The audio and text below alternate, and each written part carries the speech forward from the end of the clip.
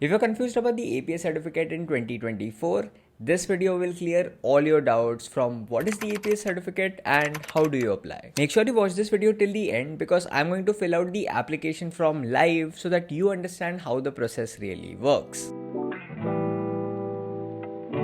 The APS certificate is a proof of authenticity of your Indian educational documents, and it also proves if you are eligible to study in Germany or not. All universities in Germany need this certificate, and it is also mandatory for the German student visa. It was introduced in November 2022 because of the rising number of fake and forged documents being submitted by the students. And boy, the last 1.5 years have been crazy. धैर्य बनाए रखने के लिए धन्यवाद.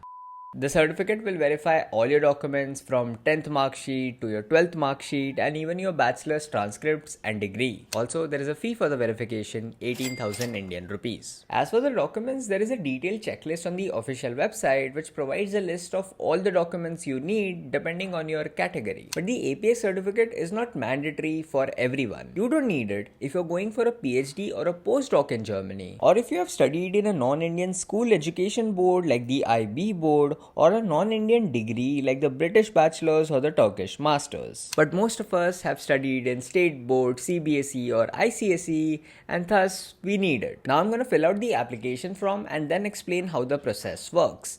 But before we start, there are two prerequisites which you need to do. First is a scanned copy of your passport photo in a JPEG format, and the size must not be greater than 30 KB. Second, make sure you have the 18,000 rupees ready because at the end of the application form, you have to pay the fee and you can use a UPI, debit card, credit card or any other payment method. Let's start. For the application, you just have to go to the official website, click on apply, and you will be greeted with this screen. For the sake of this video, I'm going to be entering dummy information, but when you are entering this information, make sure it is completely accurate. It will ask you to come up with a username. I'm just going to go dummy123 and some random email. Next page, you will be greeted with personal details where you have to upload your passport photo, a scanned copy which is less than 30 KB, then your name, email, gender, nationality, contact number, date of birth. So just make sure you enter all these information correctly because this is very important. You can see that when I'm entering the email, it says that I should enter the email address correctly because this is the only way of communication between APS and you. Once you fill all those details, you will be greeted with the education details where you have to enter your class 10 details, what is your board, state board, CBSE or ICSE,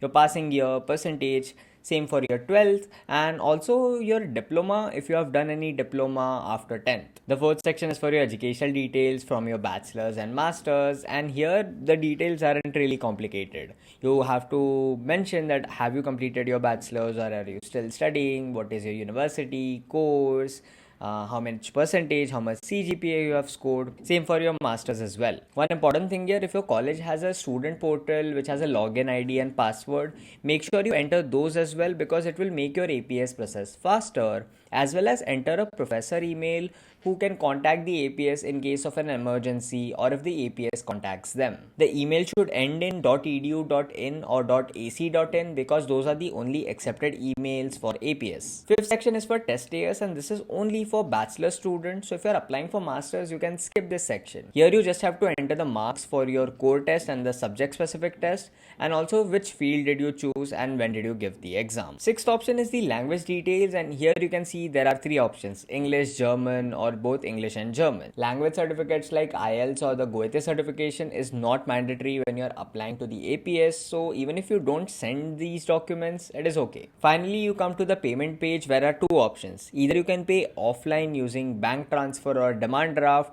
or you can just select CC Avenue and pay online. Paying online is the best option because your transaction gets completed immediately and APS receives your money. Once you click submit, it will open the CC Avenue page where you have to enter the billing information and choose what kind of payment method you're using.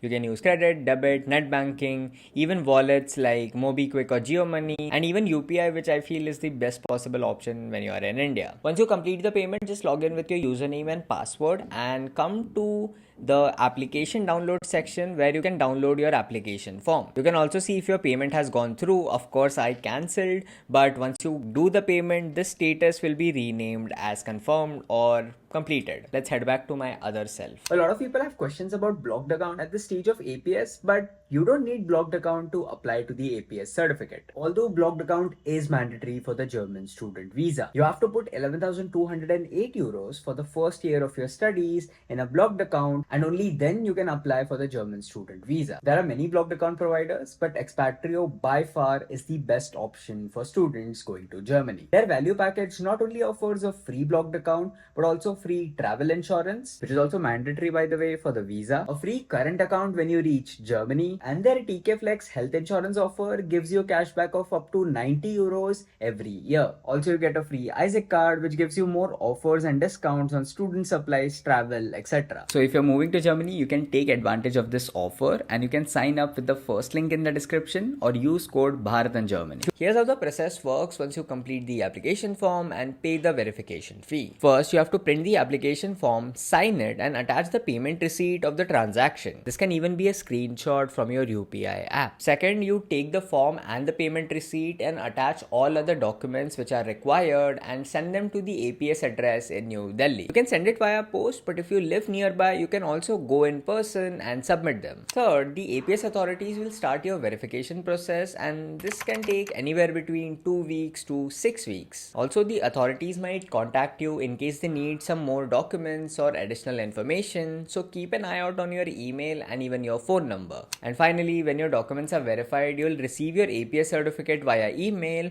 on your registered email ID. The process and the time taken for the APS certificate has been improved massively over the last 1.5 years, and in general, it is very simple. You just have to make sure that you enter all the information correctly, especially your email ID, because that is the only line of communication between you and the APS authorities. Also, don't spam the official email ID of the APS because you will get blocked. We'll have to block such abusive behavior by blocking the email accounts, which means that communication with those applicants will no longer be possible, which can also lead to the exclusion from the APS process. If you have some doubts, comment below and I'll check them out, and I'll see you in the next video.